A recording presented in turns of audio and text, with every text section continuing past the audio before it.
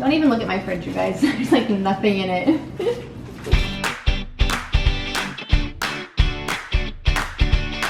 Hey guys, Lexi here, and I am so excited because I have a special guest in my kitchen, which having him here in my kitchen is very intimidating. We have a Michelin star executive pastry chef, Shawn Gawle, here with me. Welcome, Shawn, to Let's Get Lexi. Thank you so much for being here. Thanks for having me. And you guys, he has come up with a really great dessert that is very approachable. I told him, we like to look impressive, but we don't like to put in a whole lot of effort, because it's real life, real people, and he's come up with this amazing recipe and it looks amazing. So, Shawn, why don't you tell us what we're cooking today? So we're gonna make Portuguese egg tarts, Pastel de Nata, which definitely does seem a little more difficult than it is. So I'm gonna try to simplify things for everyone. There's definitely a long way to do it, and then there's a couple of shortcuts that we love shortcuts. Life hacks are our thing. So I love that. I love that we can make this and at a dinner party or bring it as we're gonna look really impressive, you guys. So first we're gonna make the dough, and okay. it's I make a puff pastry dough, which is kind of involved, but it's really just a few ingredients. So first we just have water, and we're gonna go right into a KitchenAid bowl. We have salt and bread flour. Easy enough already. Yeah. And literally you just mix it for about 3 or 4 minutes until it just comes together. Anything we should know about the mixing? Like, you can't over mix. You want to start slow, and, okay. then you want to turn it up to work the gluten, so it can be elastic and have structure. Got it. So a little bit of patience goes a long way with anything pastry really. So fun little fact about Shawn, you guys. He's from San Francisco, and he's worked at both Saison and Quince, which is one of my favorite restaurants in San Francisco. You guys hear me talk about it all the time. And we met here in Houston. Who would have thought, right? I know. But he is the executive chef or pastry chef over at Rosie Cannonball, which is the hot new restaurant right now in Houston. And I had your torta de queso over there. Yeah. That was like legit eating a cloud.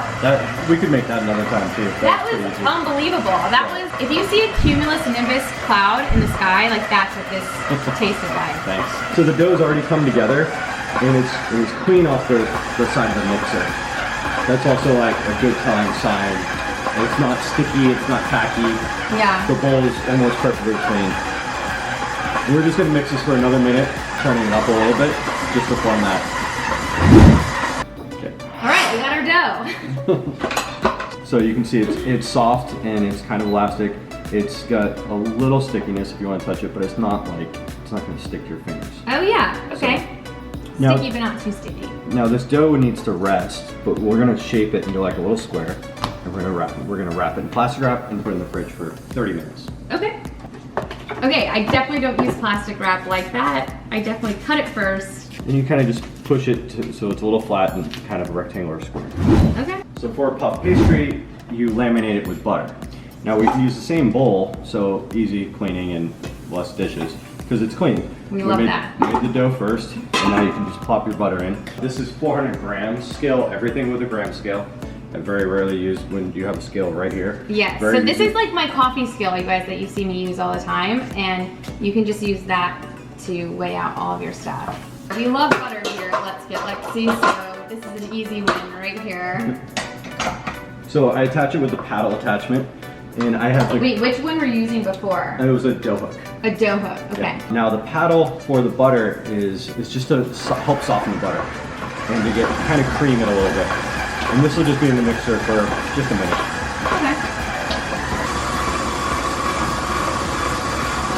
So it's really just to soften it so we can work with it and be palatable. We're going to take some wax paper. We do a really simple fold. We're going to fold it into 3. And then I'm going to fold about 1/2 inch to 1 inch on either side here, so I make a little pouch or pocket. Then I'm going to place my butter right in that pouch. Oh, a butter pouch. Or we call it a butter block. Oh, okay, Block, got it. More official. I didn't even know you could do this with parchment paper. Next time you could only bake on it. Yeah, honestly, I thought it just was so you didn't have to do dishes later. Yeah, thank you. Yes. So we're gonna fold this back over, like we made the creases, so it helps give it its shape. It's not perfect right now, but that's why we fold it here, We're gonna flip it upside down. And basically we can just, at this point, the butter Oh, wow. is soft and palatable, and you can, but it's not warm. This is incredible, you guys. I had no idea you could even do this. It's almost like Play-Doh, kind of. Yeah. The butter is. You can also use a rolling pin, one here, and you can kind of just gently form it. So now this is finished. It's kind of soft. It made it too soft to put in the dough right away, and the dough needs to rest for 30 minutes. Right. So this can go in the fridge as well, and then by that time, both time and temp will work out where you can work with it. You guys, this recipe really is this easy. So next we're gonna make the filling, and it's an egg yolk custard that is made with milk, vanilla, and cinnamon stick, and sugar, and then egg yolks that's tempered in. And to thicken the egg yolks, we use flour, and you can also use cornstarch. The milk on, we're gonna add the vanilla and the cinnamon Is that like stick. a full fat milk? You can use skim or, Okay. or 2%. This is like 2%. 2%, okay. Yeah. Flour and the egg yolks. We can actually just add our sugar right to this mixture. Woo! Good amount of sugar. Yeah, these are pretty sweet, but they are really tasty. So, and then in a larger bowl, we're gonna add our yolks Cool. and our flour. The least I could do is probably just this. Thank you. No problem. We're gonna whisk the flour with the yolks together, so it kind of emulsifies and doesn't clump. When you add starch, like cornstarch or flour to eggs or egg yolk, it allows you to put it back on the stove and pretty much bring your liquid to a boil without scrambling your eggs. Oh, I didn't know that. So this works out because our dough is resting, and we're able to make this whole custard right in the same amount of time. We just want to bring the milk, vanilla, and cinnamon to a simmer, so it flavors correctly, the sugar, and then we're gonna temper it right into the yolks. Okay, and you have that on what, like a medium heat? Yeah, I have it medium high. Okay. Yeah. I know I have electric, so it's kind of hard. No, it's fine. I go from like highs and all of a sudden I'm like shoot, two. You definitely want to watch it because it could boil over, and you see I use a pretty good sized pot. Yeah. So that way hopefully it doesn't make a mess and Right. boil over. Oh, no worries. So we're pretty much at a simmer. You can kind of hear it. I hear it. We're really just gonna take this and pour about half right inside while stirring. You can pour all of it if you want. The rule of thumb is you pour half and then the yolks have tempered enough and it's closer to temperature to what's there. Okay. But to be safe, you can pour it all in and then we'll pour it all back into the pot. All right. And now's the time when you want to stand over it and kind of watch it and continually stir because the starch could, fall to the bottom. And you'll start to see it. It's a little frothy because I'm stirring, but you'll start to see it actually simmer and boil, and it will get thick, and you'll be able to feel it when you whisk. Like right now, you can feel that there's very little resistance when I'm whisking. You'll see that it's like, you'll feel that it's thicker. Okay. And then you'll just know. You'll just know. You can also just take a spoon when it goes to spoon. Oh my gosh. That's what you want. So we call that nappe. Nappe. I forgot the cinnamon sticks right there. I was like, what the hell just fell in? I mean, I strain them out, but I mean, it's completely okay just to cool them with it. Yeah. Cool it right in with it, and it's just more flavor. So we'll put this in the fridge to cool. We're gonna need a little bit of flour, call it bench flour, because this is our bench, just for dusting. We're gonna take our dough right out. We're gonna dust our hands a little bit, and on top. Just a little bit. So you shouldn't be afraid of like over kneading this or anything, right? Yeah, and we don't need to knead it long. We're just kind of, over. No, it's fine. This is and I use bread flour. So like King Arthur bread flour is a high gluten, so it's going to be more elastic. So you want to use that instead of all-purpose. And really putting very little pressure down. You want to check that it's not sticking, and just kind of loosen it. And you can always like check, kind of like pick it up, and it's like a little sticky there. And just put a little more flour, right? Mm-hmm. I like to rolling pin this way instead of like all over the place. So I turn my dough. Okay. And I start from the center, and I lightly push outward, and then like when I roll back, there's no pressure, and then from the center, I feel a little bit of pressure. Okay. And You don't have to get it in one stroke. It's going to stretch on its own really carefully and gently. If you do put a lot of pressure, I mean, it's okay, but it's just not necessary. So what we want is take our butter block, and we want to make it a little bit bigger on each side. So you can kind of test it, and we're going to fold this. So we need to make it a little bit bigger than this. Okay. We're close. And it didn't take very much. Like we're making a blanket. Yeah. A blanket for the butter. Butter blanket. So I mean, I like this rolling pin, but as I said, if you like the other, it's totally fine. You just want to have your hands even and even pressure. Okay. You don't go thinner or thinner. I loosen it again from the table, a little more flour. And then this is kind of fun, but I just do a quick flip, push down, and then the butter will stick to the dough, and you remove the parchment. Cool. Yeah. Fold it over, and you can see. I mean, my dough is not perfect. I mean, I've done better, but it's okay. I don't know. It's kind of janky here and that sort of thing, but it's okay. It's nothing to stress about. We're gonna fold it over. We're gonna gently tap, and then this just barely goes over, and then we're gonna press it with our fingers here, so that way the butter doesn't come out. In here and here as well. Or you can just a little tap, a good press here, press here. Okay.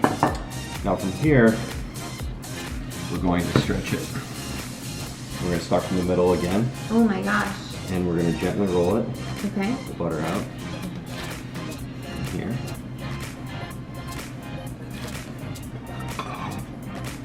Do you have a pastry brush by chance? Yeah, I mean I have this. Yeah, it's perfect. So you want to brush off. You want to brush off any excess flour, and then we're going to fold it, the cut side in, and then this cut side, so that cut into the butter a little bit, is a little moist, and it'll help it stick to the dough. Do this. A little push. And that's it. So this is a fold, and then this is a turn. Okay. And then the next time we do it, the folded sides, we're gonna stretch this way. So I already folded it, and then I'm gonna wrap it back in plastic wrap and put it in the fridge for like 15, 20 minutes. Oh wow, okay. And then we're gonna do that again, like 2 more times. Okay. So this is the most involved part and a little time consuming, but it's still pretty simple. If you want, you can buy puff pastry in the store. That's more like it. And you just have to let it defrost. Okay. Unfold it. And we do the same thing. We're going to just roll it out a little bit more, so it's a little thinner. And I do the same thing with my dough after I do a couple folds, is I stretch it just like that first one, but I stretch it even longer. Okay. Oh wow. And you notice I flipped it. This seems to have a little more flour on it, so it's not going to stick to the bench, to the table. So I flipped it so it's a little bit easier to roll out for me. This already has everything in it, and it's already been folded and laminated. So we're just trying to get it Yeah, so now that we have it thin, you see it's like almost sheer. Then what I do is I basically cut this again, just so it's even.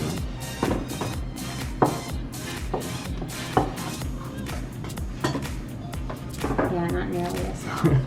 Not quite as nice. Rubbish. But we're gonna roll it up into a tube. So start pretty tight, and then it'll be pretty even. Almost like you can kind of pull it back taut, almost like if you're making a sushi roll. So during the holidays, are people just like, hey, Shawn, what are you doing? You want to come over to this holiday party? Maybe bring, Oh yeah, last night. I also, like, I like to cook at home, but oftentimes when I go to parties, I'd rather bring something else than pastries, but I mean, if people ask, and I got volunteered at home too, like, oh, we're bringing dessert. I was like, we are. I'm like, I'm just arriving, but I guess so, I was volunteered. But yeah, it definitely happens. So you roll it right up like this, and then you're gonna want to chill this, so that way we can cut. So the butter will get hard, the dough will get firm again, and hard again. You pop in the freezer for like 5 or 10 minutes. Oh, okay. And that'll do it. So we're gonna wrap it in plastic wrap again. Okay. Oh, okay. That makes sense. Yeah. I see that. I just pull the sides. It doesn't have to be super tight. And we'll just go right into your freezer. So we have our puff pastry roll, and so the puff pastry we've laminated with butter. We folded it a few times, or the store vat already came.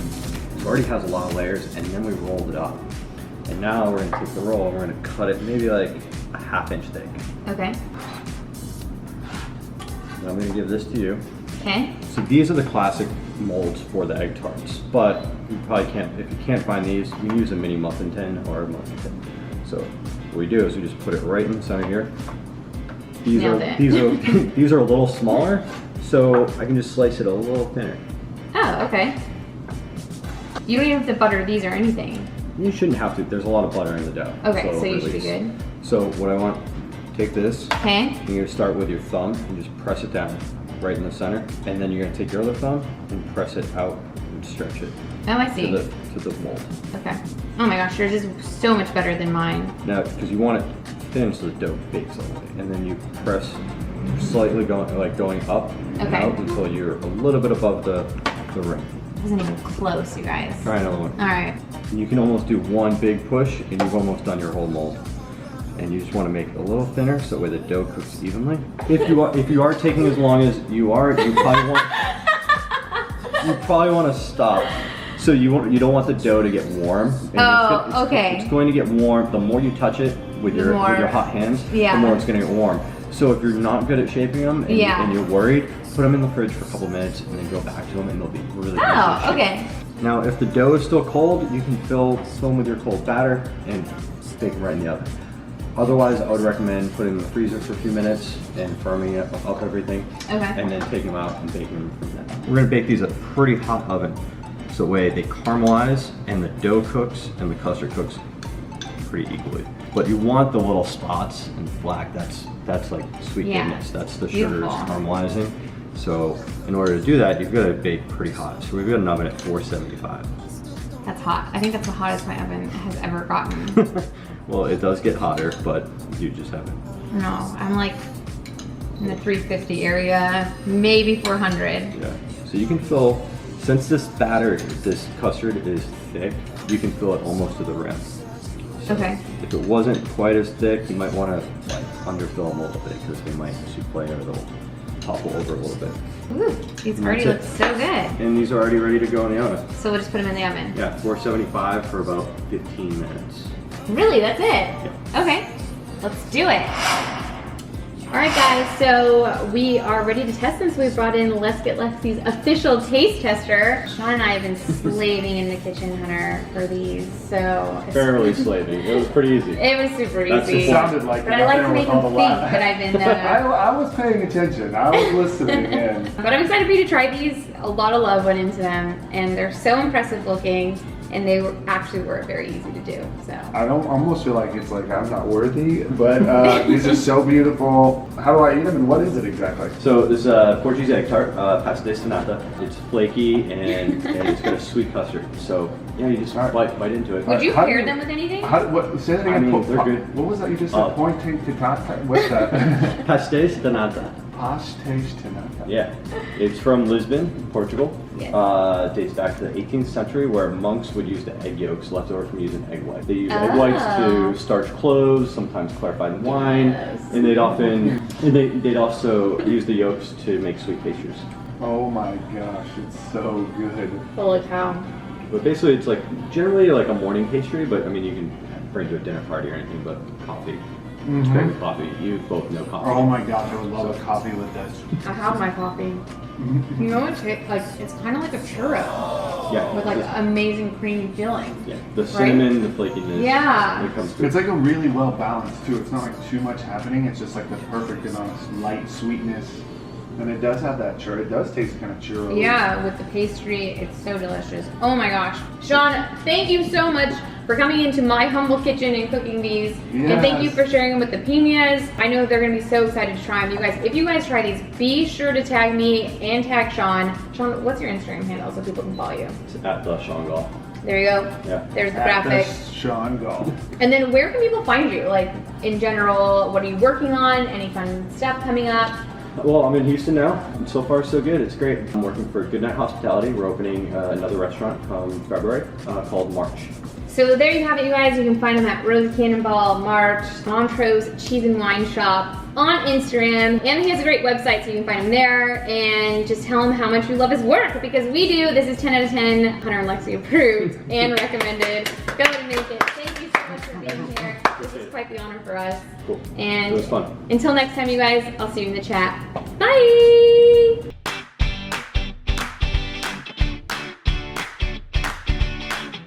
If you guys like this video, go ahead and hit that like button. Also, let me know in the comments below what you think of our pastries. They were delicious. And if you haven't subscribed to the channel yet, go ahead and hit that sub button, and I'll see you in the chat. Bye!